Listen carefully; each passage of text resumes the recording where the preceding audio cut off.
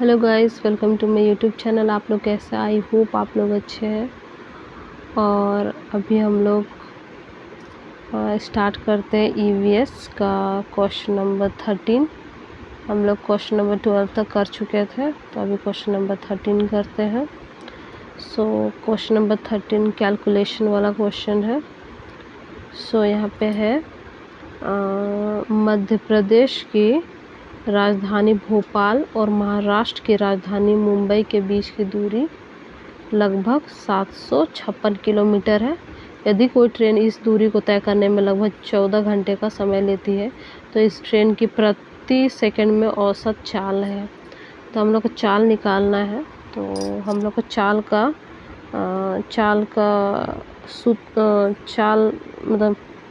चाल बराबर होता है हम लोग का कुल दूरी बटा समय होता है। सो कुल दूरी बटा समय होता है। तो यहाँ पे कुल दूरी दिया हुआ है हम लोग का 756 किलोमीटर और समय दिया हुआ है 14 घंटे। तो दूरी को 14 घंटे से डिवाइड कर देंगे तो हम लोग का आंसर आएगा। तो फिर वैल्यू आएगा 54 किलोमीटर पर आवर आएगा। क्योंकि यहाँ पे आंसर मीटर पर सेकंड में है तो हम लोग 54 किलोमीटर पर आवर को डिवाइड कर देंगे। 54 किलोमीटर पर आवर को डिवाइड कर देंगे 5/18 से डिवाइड करेंगे तो हम लोग का आंसर आएगा 15 मीटर पर सेकंड। सही आंसर है 15 मीटर पर सेकंड।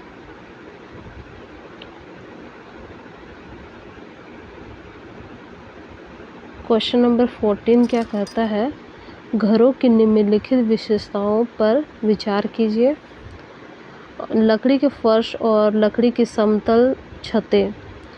बी है निचली मंजिल में कोई खिड़की नहीं। ये मंजिल जानवरों और आवश्यक सामान को रखने के लिए। ढालू छत व जमीन से ऊपर उठे पत्थरों के खंभों पर बने घर। पत्थर, गारा और चूने से बनी मोटी दीवारें। तो जो भी ये यहाँ पे जो डिस्क्रिप्शन दिया हुआ है, लकड़ी का फर्श और लकड़ी की छत की समतल छत, ये लेह और लद्दाख के घरों की विशेषताओं के बारे में बताया गया है। तो लेह और लद्दाख के घर कैसे होते हैं?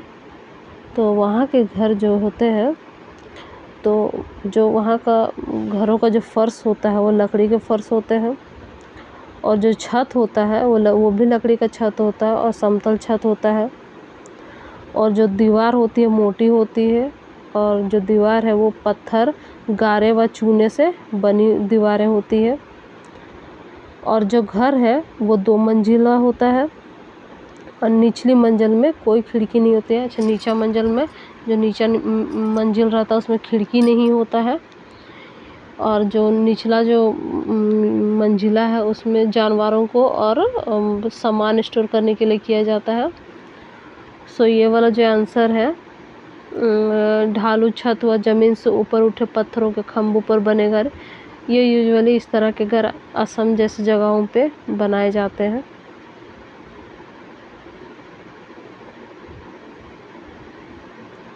जैसे यहाँ पे लिखा हुआ है, देखिए, क्योंकि ऊंचे खंभों पर बने घर असम जैसे अत्यधिक वर्षा वाले क्षेत्रों की विशेषताएं है, लद्दाख की नहीं। ये घर अत्यधिक ठंड से सुरक्षा प्रदान के लिए विशेष रूप से डिजाइन किए गए हैं। क्वेश्चन नंबर 15, निम्नलिखित में से वो राज्य चुनिए जहाँ तोरंग का अर्थ जंगल है। झारखंड में तोरंग को जंगल कहा जाता है। झारखंड के जो कुड़ुक भाषा लोग हैं वो जंगल को तोरंग कहते हैं। तोरंग का अर्थ ही जंगल होता है। यह शब्द वहाँ के आदिवासियों के जल, जंगल और ज़मीन के साथ गहरे जुड़ाव को प्रदर्शित करता है।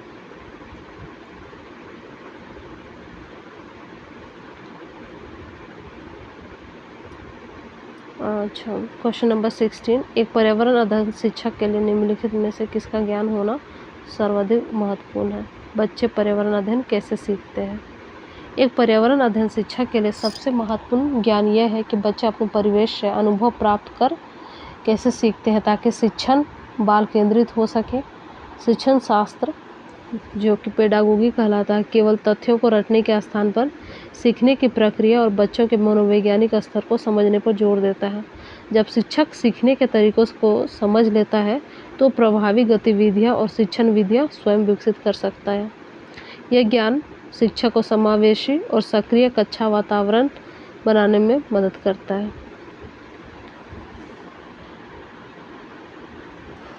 क्वेश्चन नंबर 17, हर्ली ने अपने शिक्षक से पूछा, गुलाब में कांटे क्यों होते हैं? एक पर्यावरण अध्ययन शिक्षक का शिक्षण शास्त्र इस जिज्ञासा के प्रति क्या होना चाहिए? कहने का मतलब है कि कोई बच्चा है स्कूल में जिसका नाम हर्लीन है और वो अपने शिक्षक को पूछता है कि जो गुलाब में जो कांटे होते हैं वो क्यों होता है, तो शिक्षक उसको क्या जवाब देना चाहिए? तो शिक्षक बोलेगा उसको कि जानवर जो कांटे लगे और बगैर कांटे लगे पौधों को चबाते हैं उनका परीक्षण करने को कहेंगे। अच्छा, स्टूडेंट को सीधा जवाब नहीं देंगे, लेकिन उनको जो कांटे खाते हैं जो जानवर कांटे खाते हैं उसको एक कैटेगरी में करने के लिए बोले हैं, और जो नहीं खाते हैं, जो कांटे वाले पौधे नहीं खाते हैं, नहीं चबाते हैं, उसको एक कैटेगरी में करने के लिए बोल रहे हैं, ताकि ऑब्जर्वेशन के जरिए वो जो ऑब्जर्वेशन निकलेगा उससे उस बच्चे का जो माइंड है उस क्वेश्चन के लिए वो क्लियर होगा। क्या है? क्योंकि ये छात्र को सीधे अनुभव और अवलोकन के माध्यम से सीखने के लिए प्रेरित करता है। यह वैज्ञानिक विधि, परिकल्पना और प्रेक्षण को बढ़ावा देता है, जिसमें छात्र ये स्वयं समझ सके कि कांटे पौधों की सुरक्षा में कैसे भूमिका निभाते हैं। बच्चे जब जानवरों द्वारा पौधों को खाने के व्यवहार का प्रेक्षण करेंगे तो उन्हें समझ आएगा कि कांटे रक्षा कवच, सेल्फ प्रोटेक्शन का कार्य करते हैं।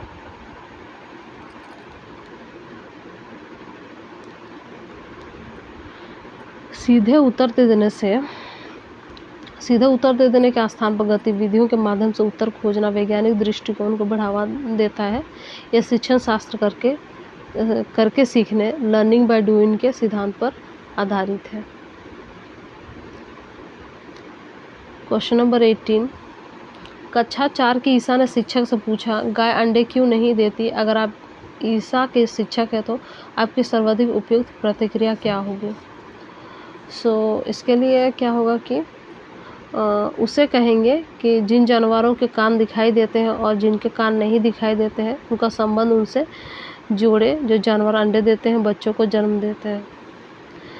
सही आंसर है, क्योंकि एक शिक्षक के रूप में आपको ये समझना चाहिए कि जानवरों के कान बाहर दिखाई देते हैं और शरीर पर बाल होते हुए आमतौर पर बच्चों को जन्म देते हैं। इसके विपरीत जिन जानवरों के कान बाहर दिखाई नहीं देते वे अंडे देते हैं।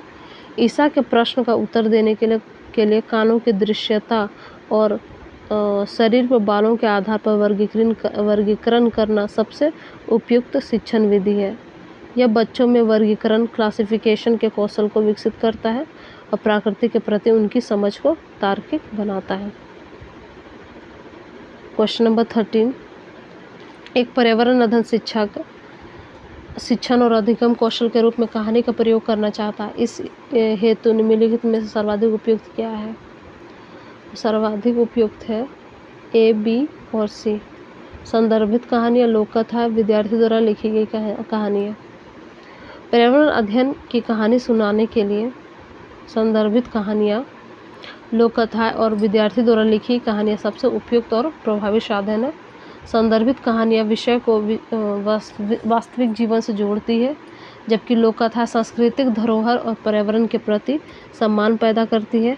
विद्यार्थियों द्वारा स्वयं कहानी लिखने से उनकी कल्पनाशीलता और सृजनशीलता का विकास होता है। केवल आदर्शों या नैतिकता पर केंद्रित कहानियाँ विषयगत ज्ञान के लिए सीमित हो सकती है, इसलिए विविधता अनिवार्य है।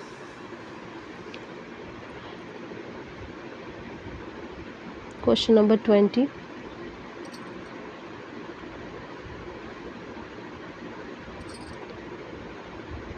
शिक्षक ने विद्यार्थियों से एक जानवर का चित्र बनाने को कहा। पूनम ने एक जानवर का चित्र बनाया जिसमें विभिन्न जानवरों के शरीर के भागों को प्रदर्शित किया गया। शिक्षक को क्या करना चाहिए? पूनम से पूछे कि उसने विभिन्न जानवरों के भाग क्यों बनाए। बी और डी क्या करना चाहिए? बी और डी। पूनम से उस जानवर का नाम पूछे जो उसने बनाया है। शिक्षक को ये है आंसर बी और डी। बी और डी।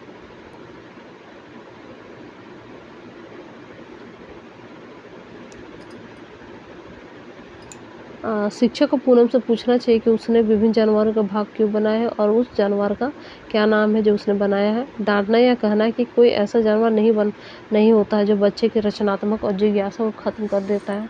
बच्चे से उसके विचार पूछने से शिक्षक को उसके सोच और अधिगम के स्तर का पता चलता है। यह दृष्टिकोण कक्षा में एक सहायक और सकारात्मक वातावरण बनाता है।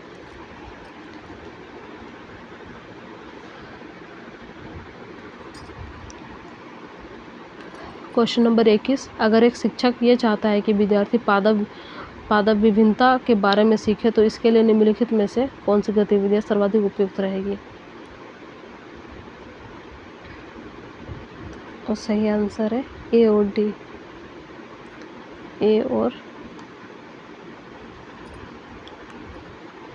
ए और डी। विद्यार्थियों से उनके घर में उन वस्तुओं को खोजने के लिए कहना जिन पर पत्तियों के पैटर्न है। विद्यार्थियों से पौधों के पत्तियों को इकट्ठा करने और पत्तियों का उपयोग करके विभिन्न जानवरों का चित्र बनाने के लिए कहेंगे।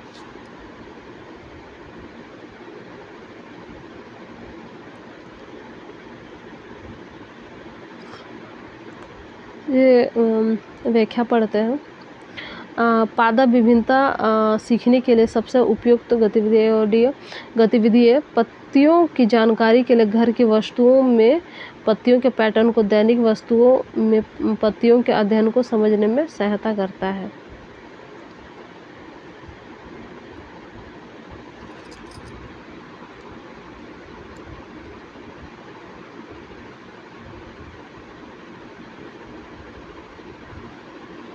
गतिविधि डी। पत्तियाँ इकट्ठा करना और चित्र बनाना एक हस्त गतिविधि हैंड्स ऑन एक्टिविटी है जिसमें बच्चे स्वयं विभिन्न आकार, रंग और किनारों वाली पत्तियों का अवलोकन करते हैं जो वर्गीकरण कौशल को बढ़ावा देता है।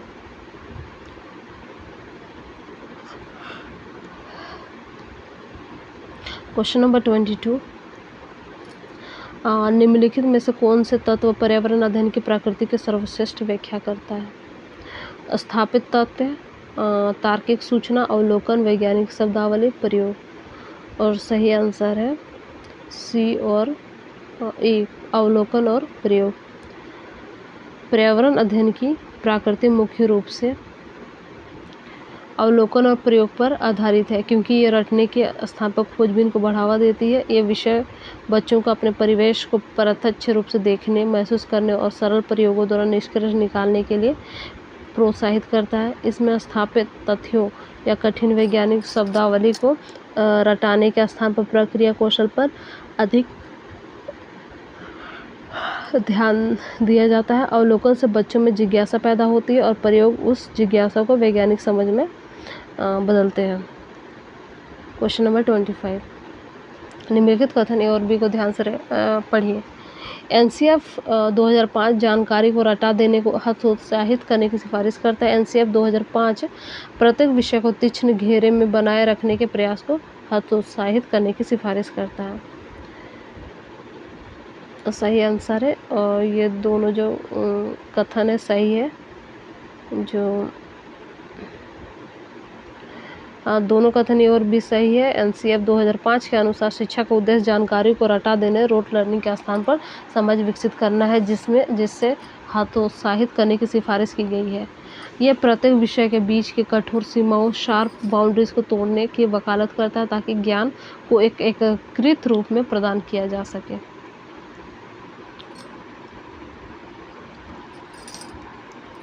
इसका मुख्य मतलब एनसीएफ 2005 का उद्देश्य है शिक्षा बिना बोझ के है, जहाँ किताबी ज्ञान को स्कूल के बाहर के वास्तविक जीवन से जोड़ा जाए। प्राथमिक स्तर पर ईवीएस को विज्ञान और सामाजिक विज्ञान के रूप में अलग अलग ना पढ़ाकर एक समग्र विषय के रूप में पढ़ाने की सलाह दी गई है। क्वेश्चन नंबर 24, चीनू ये जानना चाहता है कि दिन और रात कैसे होते हैं।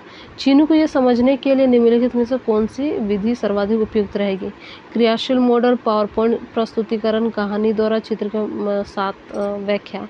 दिन और रात होने की प्रक्रिया को समझाने के लिए एक क्रियाशील मॉडल जैसे ग्लोब और टॉर्च का प्रयोग सबसे प्रभावशाली विधि है, क्योंकि ये अमूर्त अवधारणा को मूर्त कॉन्क्रीट बनाता है। जब बच्चे स्वयं पृथ्वी के घूमने और सूर्य की रोशनी के प्रभाव को मॉडल में देखते हैं तो उनका अधिगम अधिक स्थायी और सार्थक होता है। पावरपॉइंट या चित्र केवल द्विआयामी 2D अनुभव देते हैं, जबकि क्रियाशील मॉडल से बच्चे पृथ्वी की गति को त्रिआयामी 3D रूप में देख सकते हैं। यह विधि बच्चों के स्थानिक समझ, स्पाशियल अंडरस्टैंडिंग के कौशल को विकसित करती है। निम्नलिखित कथन ए और बी को ध्यान से पढ़िए। पर्यावरण अध्ययन के अधिगम में कक्षा के बहुसांस्कृतिक स्वरूप का आदर करना चुनौतीपूर्ण है। पर्यावरण अध्ययन के अधिगम में प्रत्येक विद्यार्थी को महसूस होना चाहिए कि उसका समाज, संस्कृति और उसका रहन सहन महत्वपूर्ण है। जो दोनों जन कथन है वो सही है, दोनों कथन सही है। पर्यावरण अध्ययन के अधिगम में विभिन्न सांस्कृतिक पृष्ठभूमियों के बच्चों के साथ सामंजस्य बिठाना एक चुनौतीपूर्ण कार्य है, क्योंकि प्रत्येक बच्चे का अनुभव अलग होते हैं। एक प्रभावी कक्षा वही होता है जहां प्रत्येक विद्यार्थी को यह महसूस हो कि उसकी संस्कृति और समाज को कक्षा में सम्मान दिया जा सके।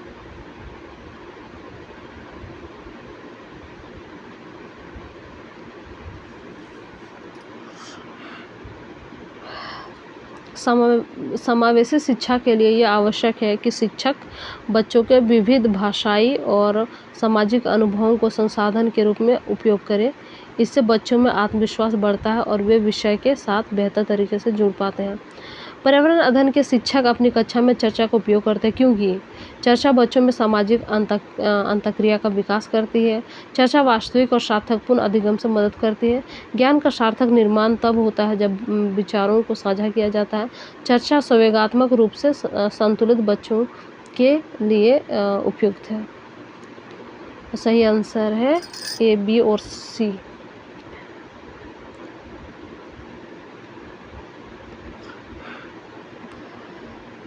पर्यावरण अध्ययन में चर्चा बच्चों के बीच सामाजिक अंतःक्रिया को बढ़ाती है और दूसरों के विचार को सुनने और सम्मान देने का भी के लिए तैयार करती है। चर्चा के माध्यम से अधिगम सार्थक और वास्तविक बनता है, क्योंकि इसमें बच्चा अपना निजी राय और अनुभव को साझा करता है। ज्ञान का निर्माण तब बेहतर होता है जब विचार साझा किए जाते हैं, जैसे जटिल अवधारणाएं भी सरल हो जाती है। क्वेश्चन नंबर 27, एक पर्यावरण अध्ययन का शिक्षक अपनी कक्षा 3 के बच्चों को विद्यालय के बगीचे में जाने को कहता है और उनसे विभिन्न प्रकार पत्तियों को इकट्ठा करने को कहता है। निम्नलिखित में से किस प्रक्रिया कौशल को शिक्षक बच्चों में विकसित करना चाहता है। इसका आंसर है अवलोकन और वर्गीकरण। विद्यालय के बगीचे से पत्ता इकट्ठा करने की गतिविधि के माध्यम से शिक्षक बच्चों में मुख्य रूप से अवलोकन और वर्गीकरण के कौशल विकसित करना चाहता है। बच्चे जब पत्तियों को समीप से देखता है तो वे उनके आकार, रंग और बनावट का अवलोकन करते हैं। पत्तियों को उनकी विशेषताओं जैसा गोल, लंबी, नुकीली के आधार पर अलग अलग समूहों में बांटना वर्गीकरण के कौशल को मजबूत करता है।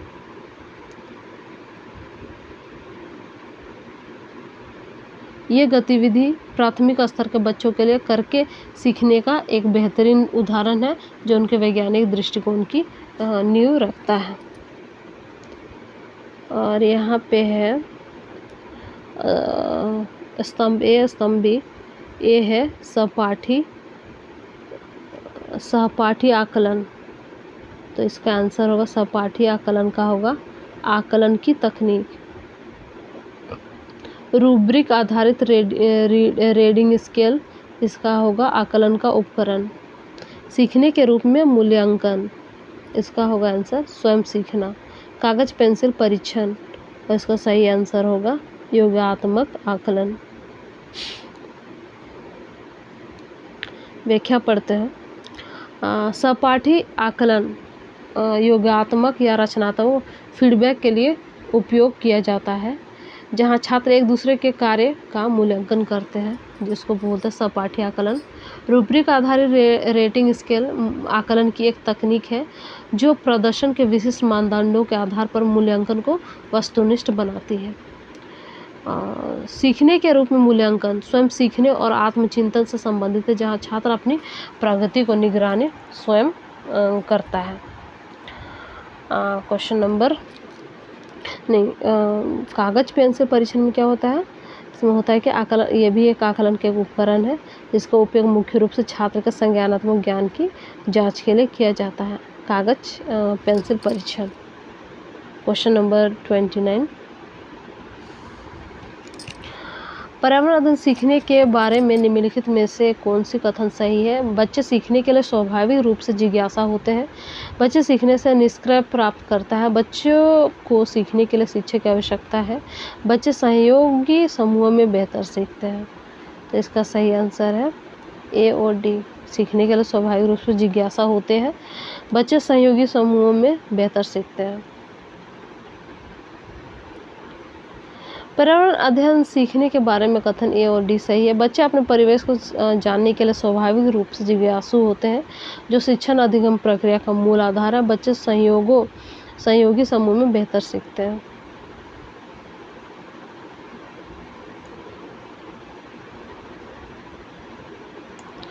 अच्छा, इसमें कुछ वर्ड दिया हुआ था, क्योंकि आधुनिक शिक्षा शास्त्र में बच्चे सक्रिय निर्माता होते हैं, ना कि निष्क्रिय प्राप्तकर्ता। प्रभावी शिक्षण के लिए शिक्षण की आवश्यकता एक सुविधा प्रदाता के रूप में होती है, जो बच्चों के अनुभवों को व्यवस्थित दिशा प्रदान कर सके।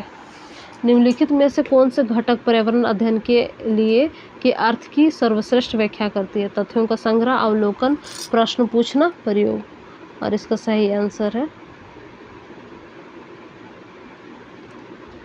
इसका सही आंसर है बी, अवलोकन, प्रश्न पूछना और प्रयोग।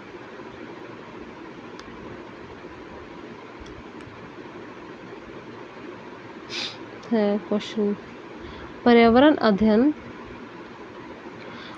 अध्ययन ईवीएस का वास्तविक रूप केवल तथ्यों का संग्रह करना नहीं, बल्कि यह एक प्रक्रिया आधारित विषय है, जहां बच्चे अवलोकन के माध्यम से अपने परिवेश को समझते हैं। बाल केंद्रित शिक्षा में प्रश्न पूछना सबसे महत्वपूर्ण घटक है, क्योंकि ये बच्चों की जिज्ञासा को दर्शाता है और उन्हें खोजने के लिए प्रेरित करता है। प्रयोग और गतिविधियों के माध्यम से बच्चे स्वयं करके सीखते हैं, जिससे उनका ज्ञान अधिक स्थायी और तार्किक बनता है। एनसीएफ 2005 के अनुसार ईवीएस का मुख्य उद्देश्य बच्चों को रटने से बचाकर उन्हें खोजी के रूप में विकसित करना है। सो ये रहा हम लोग का ईवीएस का 30 क्वेश्चन, जो कि कुछ क्वेश्चन हम पहले के वीडियो में कंप्लीट किए थे, और अभी ये 30 क्वेश्चन कंप्लीट हो जाते हैं। और आपको ये वीडियो कैसा लगा आप कमेंट में ज़रूर बताइएगा। Thank you so much.